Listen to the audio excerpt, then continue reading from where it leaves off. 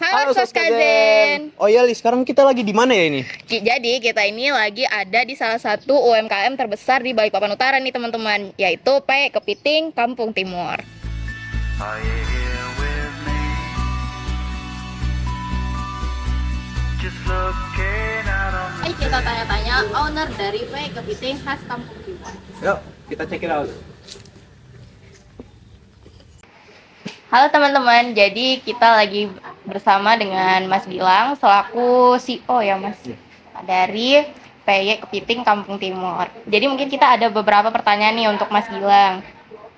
Untuk pertanyaan yang pertama, bagaimana awal bisnis ini terbangun? Kalau awal bisnis ini terbangun sih pada tahun 2012 ya. Tahun 2012 di bulan awal mula untuk ngetes ini itu karena melihat banyaknya potensi sumber daya alam terutama di bidang di sektor perikanan dan kelautan yaitu daging kepiting. Nah, di situ pada tahun 2012 tersebut di bulan 8 bulan Agustus itu banyaknya risekan ekspor. Nah, maka dari situ kita inisiatif ingin memanfaatkan dari daging yang risekan ekspor ini bisa dibikin apa sih supaya bisa jadi digemari semua orang dan bisa ekspor kembali. Makanya ini nyoba untuk membuat peye kepiting biar apa namanya, pertama kan dari kita pertama jualannya itu ke, kepit peye kacang. Nah, peye kacang yang lebar itu makanya eh, bentuknya peye kepiting ini renyahnya itu seperti kayak peye kacang gitu. Nah, cuma kita mau inovasi lagi memanfaatkan sumber daya alam karena pertama bikin ini kita sudah insetkan untuk sebagai oleh-oleh khas Balikpapan atau cemilan dari kota Balikpapan. Makanya kita combine dengan sumber daya alam yang ciri khasnya Balikpapan yaitu kepiting. Nah, makanya terjadilah snack atau produk unggulan peye kepiting dan ini pelopor pertama kali di Indonesia. Jadi awal rilisnya itu di bulan Desember tanggal 21. Nah, Desember besok ini tanggal 21 kita genap usia 12 tahun. Cukup lama juga ya berarti Mas. Lama banget, lama banget. Baik, pertanyaan kedua. Sudah berapa lama perusahaan atau usaha ini berdiri? Kalau usaha ini berdiri ya kalau Desember besok 12 tahun Mas. Jadi dari untuk sahnya kita riset produknya itu dari bulan Agustus 2012. Sekarang riset untuk launching produk sesuai dengan kemasan dan kita mendaftarkan brand Kampung Timur itu dari tanggal 21 Desember 2012. Untuk pertanyaan selanjutnya tadi untuk motivasi sudah terjawab di pertanyaan pertama, berarti kita langsung aja ke untuk biaya modal awalnya itu kira-kira berapa Mas? Kalau biaya modal awal untuk membentuk ini tuh skemanya itu kita menggunakan modal awal 100.000. Kenapa? Karena salah satunya yaitu memanfaatkan daging kepiting reject itu kan murah dulu ya. Dulu itu per kilonya sekitar 35.000. Terus menggunakan tepung, pasti tes ke teman-teman atau rekan-rekan itu cocok.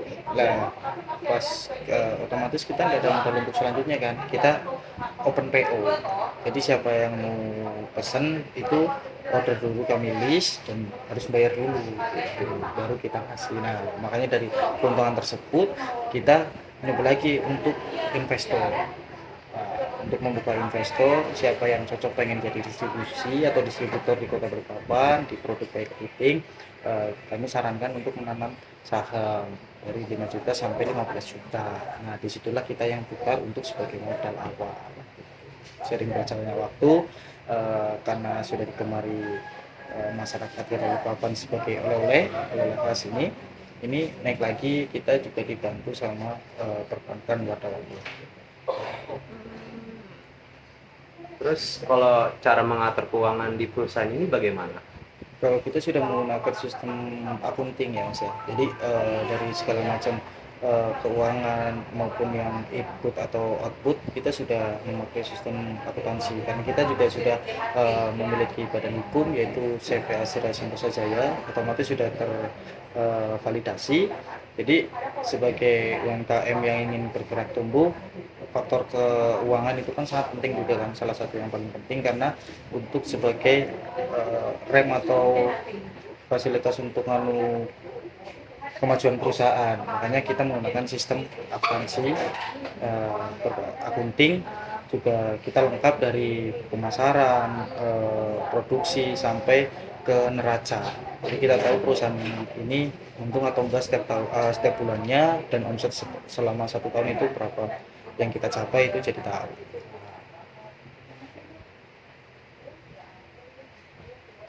Berarti untuk omset hariannya udah terhitung nih Kak?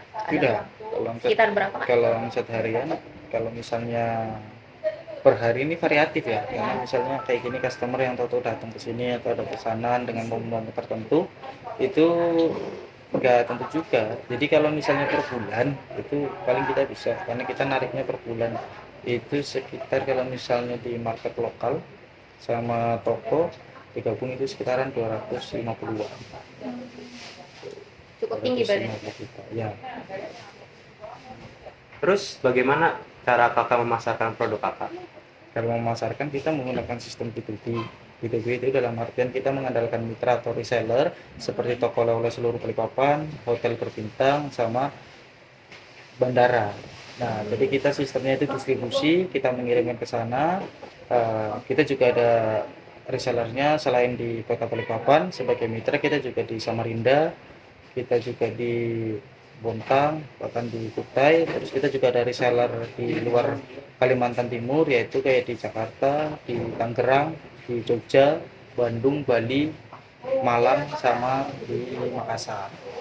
Jadi kita menggunakan sistem B2B seperti itu. Terus untuk sistem B2C-nya kita menggunakan marketplace atau media sosial. Nah, seperti kayak marketplace kan sudah marak tuh. Sekarang sudah lagi rame lah. Jadi customer luar pun nggak perlu kesini sudah bisa dapat produknya kan. Jadi kita sudah masuk ke Shopee. Kita Shopee-nya juga sudah Shopee Mall, Tokopedia, Lazada, TikTok itu sudah. Kita juga memiliki website yang langsung bisa diorder sama customer. Untuk pertanyaan selanjutnya nih, kira-kira apa sih rintangan yang Mas hadapin selama bekerja di bidang ini? Kalau rintangan sih sebenarnya yang pernah, kalau misalnya ada masalah bahan baku ya dulu, bahan baku di tahun 2012 sampai tahun 2016 itu lancar, karena beberapa negara luar negeri kayak Malaysia, Singapura, China, Hongkong itu belum mengambil keseluruhan, hanya mengambil kepiting yang hidup dengan regulasi yang mereka tentukan. Misalnya satu kepiting itu 500 gram itu baru bisa masuk, 300 gram pun sudah bisa masuk. Bahkan mereka juga mengambil kepiting frozennya. Nah, dari situ kita siasatinya itu nggak hanya tergantung sama satu supplier. Biar apa? Biar kapasitas produksi kami itu tetap terjaga, stok bakunya juga kita terjaga. Tapi kalau misalnya untuk yang seperti bahan baku pendukung kayak minyak atau tepung, walaupun susah, itu kan memang dari regulasi pusatnya ya, jadi kita nggak bisa maksa ya. Sama selain itu kita harus tetap mengikuti sih perkembangan zaman ya, dari awalnya yang jualan offline langsung ke online, itu kan regenerasi dari 4.0 yang sekarang juga naik lagi sampai 5.0 kan, digitalisasi lah, ketika digital. Itu sih. Oke, untuk pertanyaan terakhir, apa nasihat kakak untuk orang lain yang ingin memulai usahanya? Kalau untuk nasihat saya secara pribadi ya, ketika punya ide dan gagasan itu segera lakukan. Jangan hanya mencatat, jangan hanya mencatat sama mencoba untuk istilahnya ini loh aku punya ide, tapi kita nggak melakukan apapun, itu nggak akan ada hasilnya. Jadi ide bagaimanapun, sebagus apapun, dan kita punya niat yang bagaimanapun, tapi kalau kita nggak bergerak untuk action, kita nggak akan tahu usaha kita itu berhasil atau enggak, ini itu memang yang layak untuk kita atau enggak, gitu. Kita nggak akan tahu. Jadi kuncinya kalau ingin melakukan sesuatu hal yang sekiranya kita sudah niat, kita sudah sanggup, segera lakukan. Dalam artian action. Karena kita akan tahu di situ antara rintangannya bagaimana, jalannya bagaimana, masalahnya bagaimana, dan solusinya bagaimana, itu kita akan tahu setelah kita melakukan hal tersebut. Baik. Ya terus sama kalau untuk teman-teman semua ini kan generasi Z ya. Iya. Nah, generasi Z itu generasi yang sangat enak dalam artian semua itu sudah eranya modern dan digital. Eh, jangan ya istilahnya jangan punya pandangan ingin bekerja, apalagi Kalimantan Timur nih.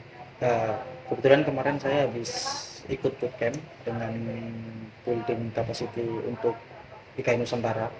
Itu masalahnya di SDM. Jadi anak-anak sekarang itu lebih berpikir untuk ingin bekerja di perusahaan yang besar. Dalam artian kayak di minyak ataupun di pertambangan. Nah, nggak mau sebagai ibaratnya UMKM atau ini. Karena mikirnya enggak, aku pengennya di sana. Karena satu mungkin statusnya ya kan bahwa kerja di sini. Tapi saya kira langsung UMKM ini menyumbang 40% penghasilan untuk di Kalimantan Timur bahkan di Indonesia. Gitu. Jadi sebagai generasi Z ini sangat enak. Kenapa sih bilang sangat enak? Karena ketika generasi Z menguasai digital market, itu kerjanya hanya di rumah, hanya di HP, hanya di laptop, itu sudah bisa menghasilkan. Gitu. Itu aja sih dari saya. Oke, baik. Terima kasih banyak Kak Gilang. Selanjutnya Terima kita kasih. mau lihat-lihat nih produk apa aja sih yang dikeluarkan dari Payek Kepiting Kampung Timur.